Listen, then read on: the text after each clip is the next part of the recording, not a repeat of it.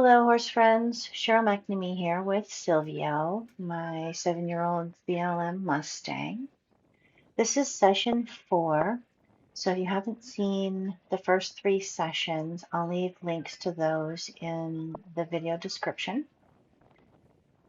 I've started out here in time lapse, and I just kind of I'm leaving some things around the pen for him to investigate because he's a very curious horse. And for example, with this flag, if I tried to approach him with that, he probably would flip out and run away.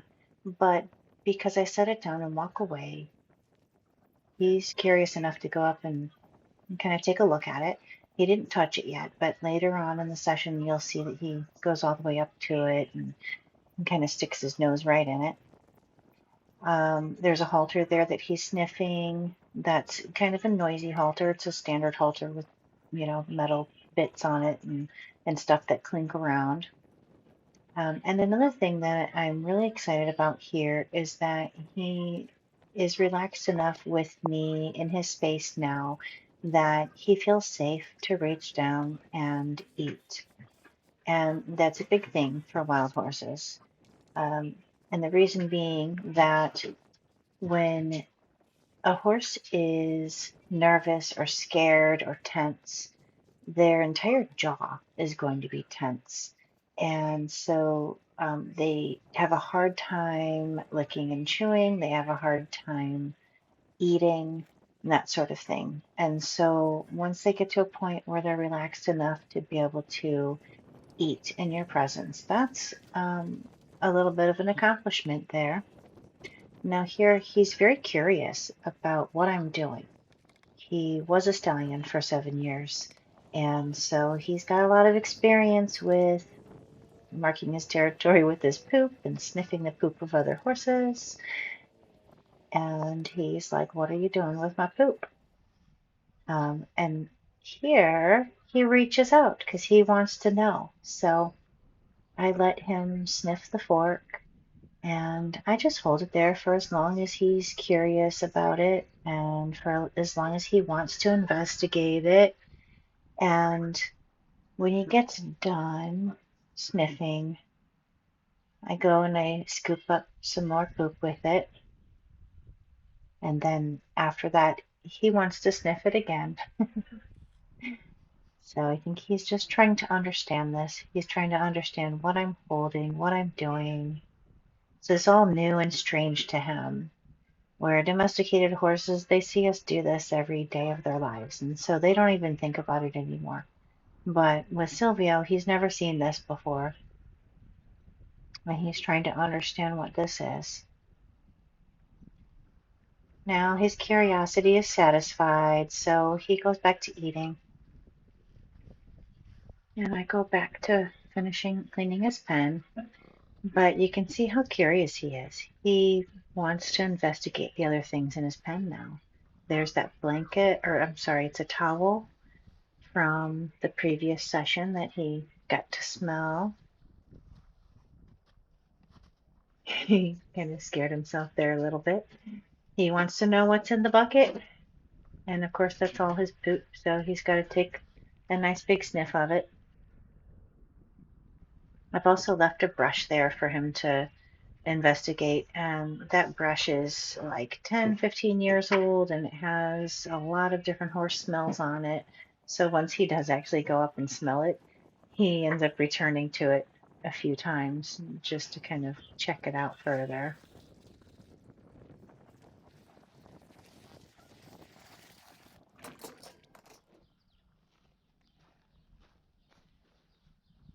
So here I'm just waving the towel around. I want him to see that it changes shape, what it looks like.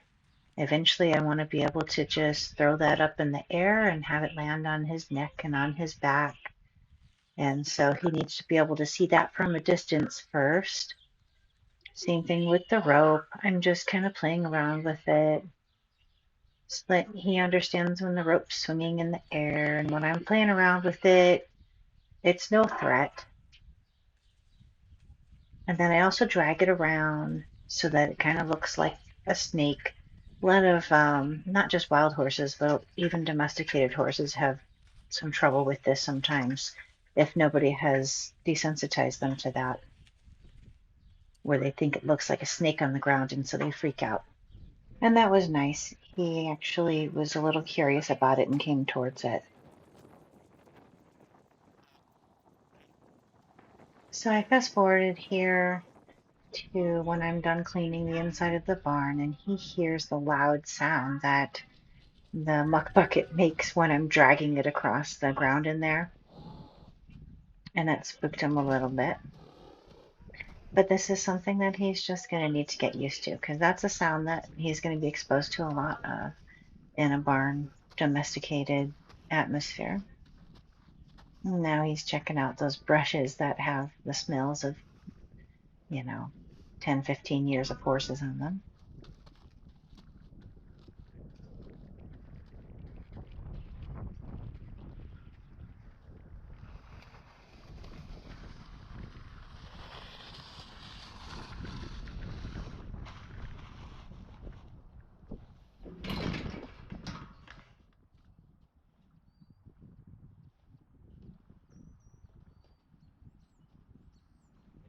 I love letting him investigate things on his own like this because it takes care of some of the training for me.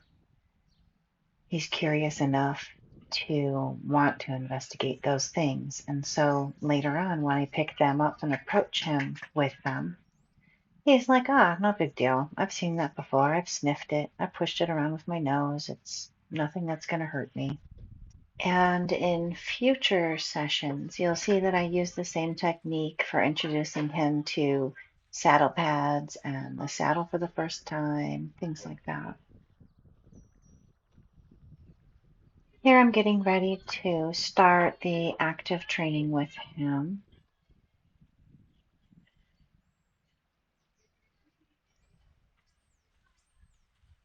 And I'm moving that reddening rock. It's just a natural salt rock. I'm moving that into the barn so that the rain doesn't wash away much of the salt that is meant for him.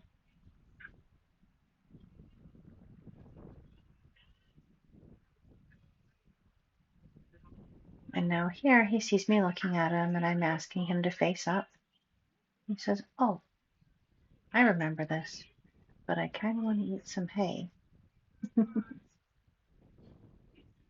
And here I forgot to close the gate to the barn again, so I just did that. Now I'm asking him to face up again. I'm just asking for his attention and I'm asking him to face me, be present with me and to pay attention. And then I'm using, this is a long lunge whip. So the stick part of it is about 6 feet long, and then the lash part of it is about 6.5 feet long. So it comes in really handy when he doesn't want me really to be touching him much with my hands yet. So I can reach him with this from, 6 feet away. I can be rubbing on him and getting him used to feeling that sensation and knowing that it's not hurting him. I'm not hurting him. And I'm hoping that he'll start to enjoy it. And this is also a good tool to use for the first time when you're trying to teach them to give to pressure for leading, because I can kind of loop it around his neck and start to teach him to give to pressure with it. And if he panics, it's easy to just release it and it falls right off. And you don't have to get up so close to him in order to get something on him. And it's also not as harsh as throwing a rope over them. So when you throw a lariat rope, for example, around their neck, it's a big surprise and it's a little bit traumatic. And so by using this stick that he's already, see there, he took a step towards me. He's like, I'm kind of liking that. You can do that again. And sniffing me, I just put it back into time lapse here because it's a lot of the same things over and over again. He's just learning how to enjoy being touched. And you can see that each time I stop and step away, he moves a step or two towards me because he wants to be touched again. And so this is great because this is going to allow me to really progress in being able to handle him. Here, he says, you know what, maybe this is a bit much. I'm going to walk over here. I want to sniff this gate that you closed. He was just kind of curious about that every time I went to go close it during his sessions. He always had to go over there and check it out. And I'm just patient with him. I let him investigate it, and then he comes right back.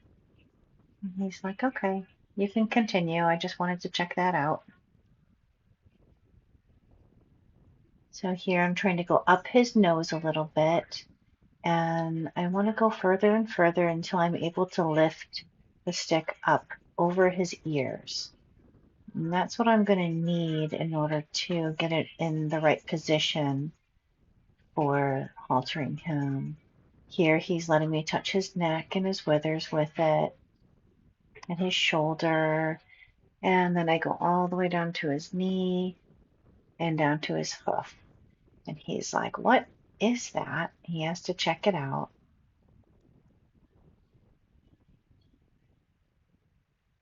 So I do it again. Start at the withers, go down to the shoulder, down to the knee, down to the hoof. And again, he checks it out, and I let him go ahead and investigate it. He kind of pushes it away a little bit, like, maybe I don't want that. But I love that he didn't freak out about it. Now I'm going further back onto his back, and he got a little uncomfortable with that, took a step back. And that's okay. I just go back to a spot where he is comfortable with. Give him a little break so that he can eat some hay. It's important to give them little breaks here and there so that they don't feel like when you enter the pen with them, it's just going to be all work and you're going to take them away from all the things that they want to do. And so in between tasks, I let him stop and have a few bites of hay. So here I'm asking him if he can sniff the halter and let me touch him with it. He's like, well, I don't know. So I'm saying, can you come back to me and try? I just want you to try.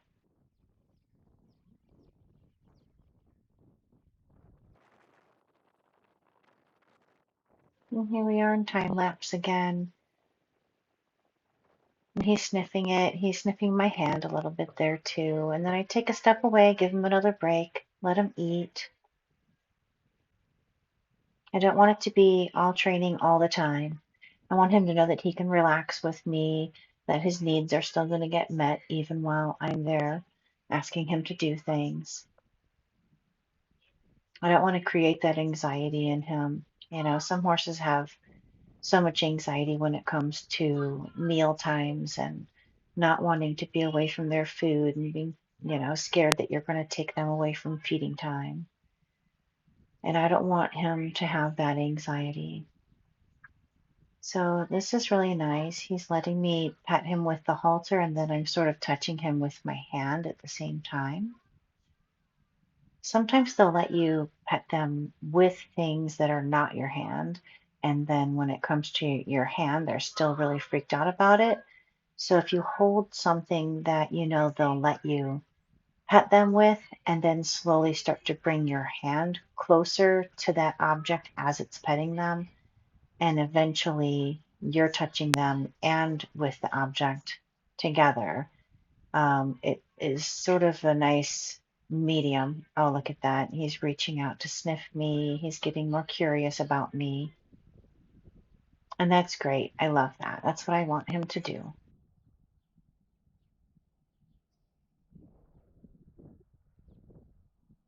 And there he just said, no, I don't want it. I don't want you to touch me right now. So I stopped for a second and then I asked again, how about now? And he's still like, nah, I need to process this. So I don't go straight in. I let him come back to me and let me know when he's ready for more touching. And he did. But you'll notice that he prefers me to touch him only on the right side. And so he came back and he gave me the right side again. And that's fine. I'll take what I can get for now, and later on we'll work on touching the other side again. I like that he's sniffing my arm and investigating me, just like he investigated the things that are laying around his pen. So these are all good things. They're great things, and I love the progress that he's making here.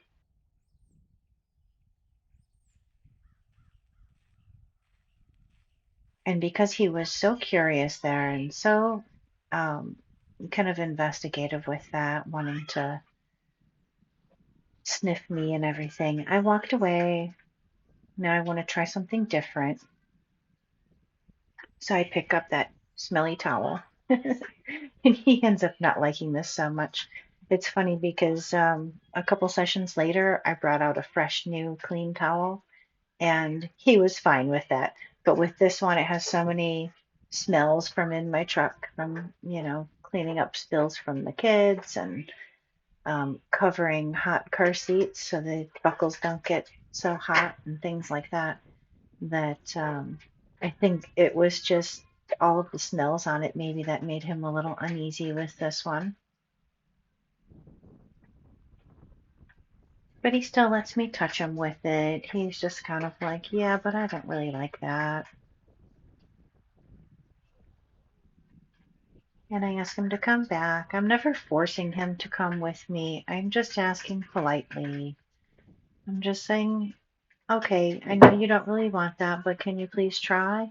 Can you come back and try? And then when he does come back and try, we get to rest and just kind of be present together. And that's sort of a reward in itself. Here we're in time lapse again because it's the same sort of approach and retreat with this towel over and over again. Sometimes you have to do the same approach and retreat 100 times. um, and each object and each horse is individual. Some things they accept really easily, really quickly. Other things it takes 100 or 200 repetitions of something before it's really set in their brain that, oh, this doesn't hurt me, this is okay. And it depends on their past experiences too. Here's a moment where he notices something in the parking lot. There's a lot of lesson students coming and going and things like that. And so when his attention goes onto something like that, I always make a point to also look at it so that he sees that I notice the same thing he's noticing. And that goes a really long way with these horses.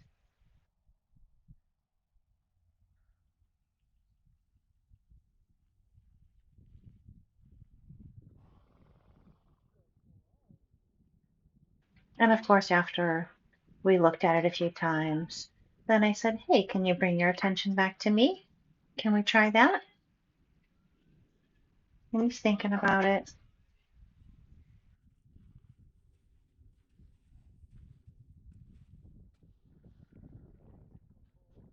There we go. Now he's back with me. He's still kind of looking at that whatever's in the parking lot and looking at me. He's kind of going back and forth.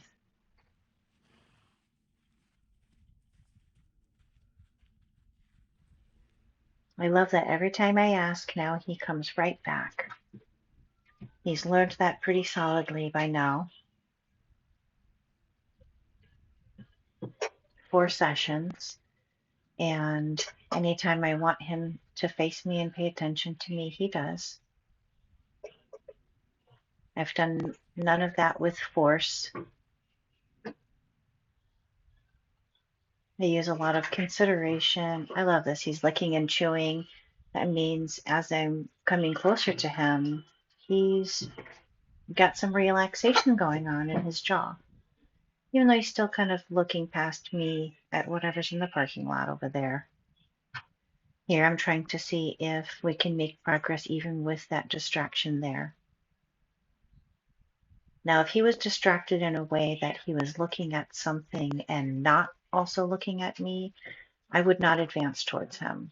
I would wait until, his curiosity about whatever it is satisfied before I would try to refocus him back on me.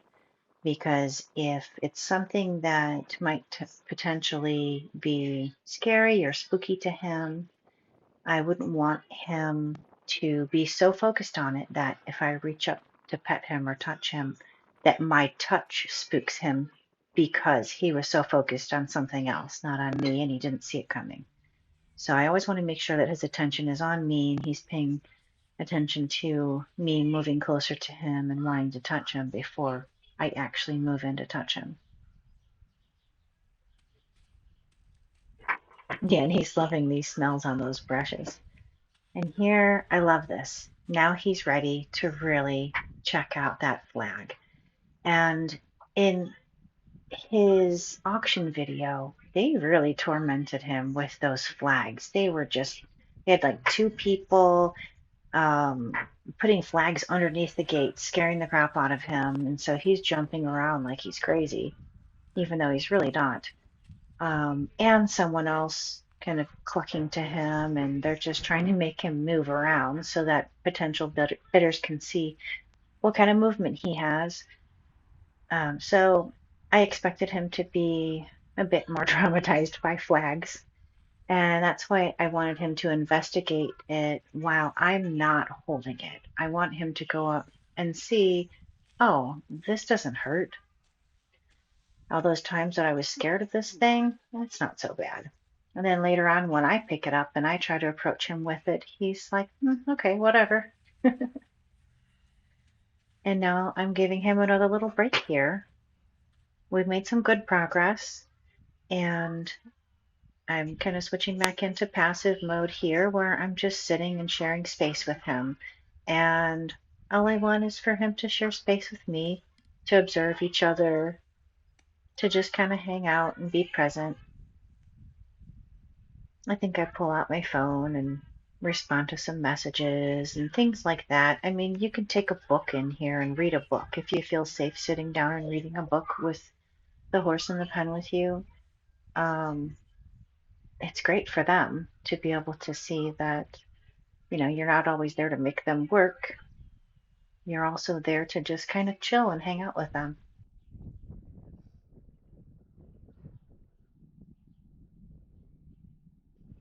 After I took a nice long break here, I wanted to go back to asking him to do a few things again before I pack things up and leave. So I'm just asking him to give me his attention a little bit here. And he's like, but I kind of want to keep eating. And then I rest and I say, thank you. And you can see he's thinking about wanting to eat, but he also knows that I'm asking for his attention. He's looking past me there. So I also looked at what he looked at to let him know that I noticed what he noticed. Now, if the horse notices things that he sees you not noticing, then he might start to get a little worried about you and worried about whether or not he's safe with you directing him. But if he sees that I'm noticing the same things that he's noticing, then he starts to feel a little bit more safe with me in knowing that, okay, I saw that too, and I'm not scared by it. And this brings us to the end of session 4 with Silvio. Thanks for watching.